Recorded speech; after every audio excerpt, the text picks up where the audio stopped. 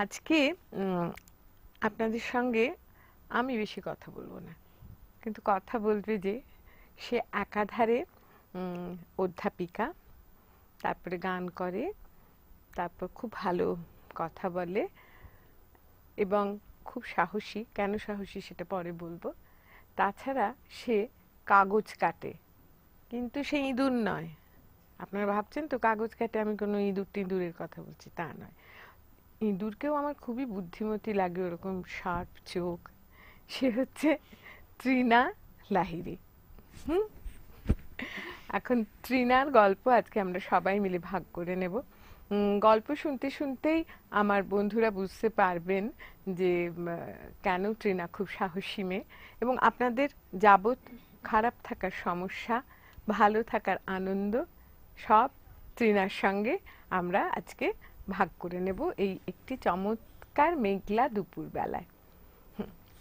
এই যে কাটা কাগজ কাটা, যার হাত পাকানো হচ্ছে মায়ের চাদর বেড কভার নষ্ট করে এবং পরম স্নেহময়ী এবং ক্ষমা করার মতো মা, যিনি সে সমস্ত তুচ্ছ করে। শুধু তাই না, বাবার হাত থেকে বাঁচানো, কারণ বাবার তুলি কেটে দিয়েছিলাম, বিদেশ থেকে আনা তুলি, সেটা যাতে বাবার কানে না যায় সেটাও বাঁচানো।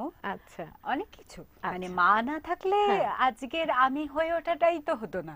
সেই এটা ভীষণ ঠিক। মা বলে না, মা, মাসি, কাকি, পিসি, মানে পরিবেশ। তাছাড়া বাবার কথাটা তাহলে আমাকে একটু বলতেই হয় পক্ষপাত করে। বাবাটা কে, তোমার বন্ধু, বাবাটা কে, মানে সেটাও আমাকে বলতে হয়।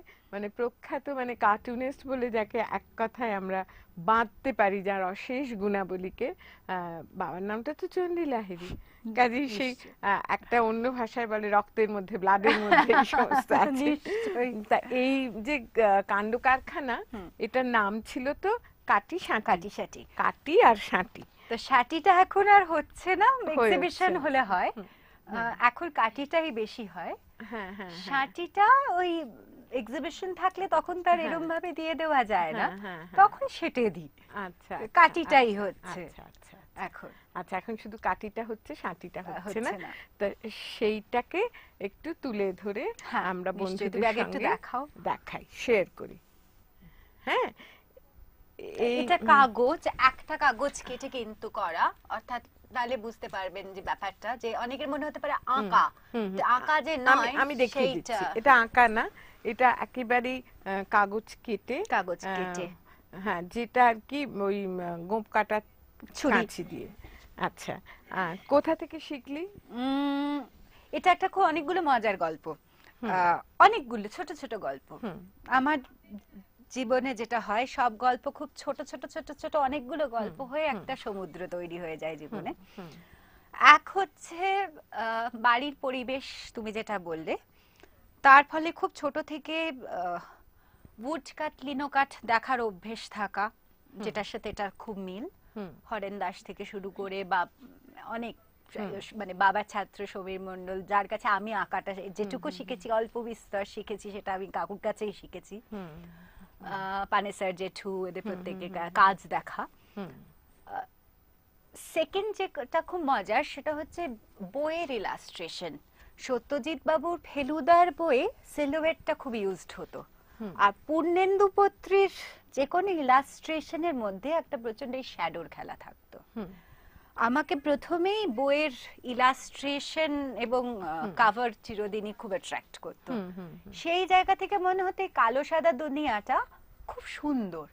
আরেকটা জিনিস, এই কাটি সাটি কি সেই কালো সাদা সুন্দর দুনিয়াটা কথা সেই জায়গাতে, এবং এখানে আরেকটা মজা, সেটা কি বলতো, কালো সাদা সিনেমা।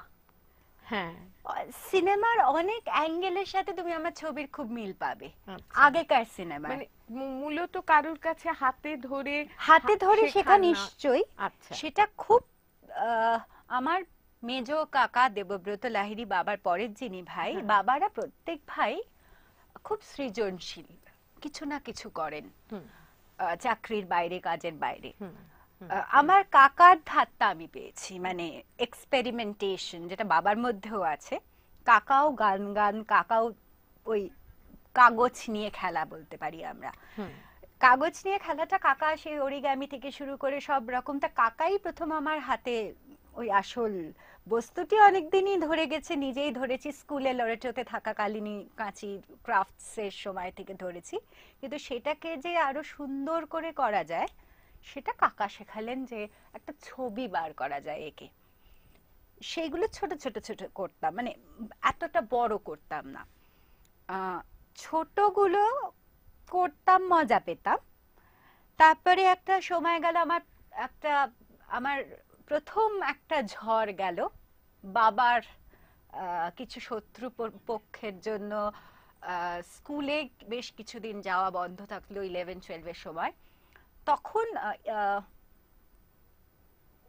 হঠাৎ বন্ধু হয়ে উঠলো এরা আরো বেশি করে। আচ্ছা, তখন সেই যে খারাপ লাগা, মন খারাপের সময়টাই এরা সঙ্গ দিল। এবং তখন বাবার বন্ধুদের 2-3 জন যারা খুবই আমার কাছে শুধু নমস্য নয় এবং খুব কাছের মানুষ, নমস্য সবই, রামানন্দ বন্দ্যোপাধ্যায়, বি.আর. পানে স্যার, এরা আমাকে বললেন যে বড় করে কর, ছোট করে কেন বেঁধে রাখছিস, কেন মিনিয়েচারে কেন রাখছিস, এটাকেও তো বড় করে করা যায়। এবং আমার কোনো আইডিয়া ছিল না যে এটা চাইনিজ ফর্ম।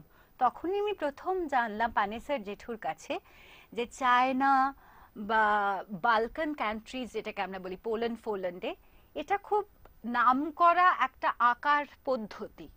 মানে আমাদের কাছে এখনো কিন্তু এটা ক্রাফটস ইন্ডিয়াতে, মানে এখনো এটাকে আর্ট পর্যায়ে সেই সম্মানটা দেওয়া হয়তো হয় না, কিন্তু ওই দেশে কিন্তু এটা আর্ট।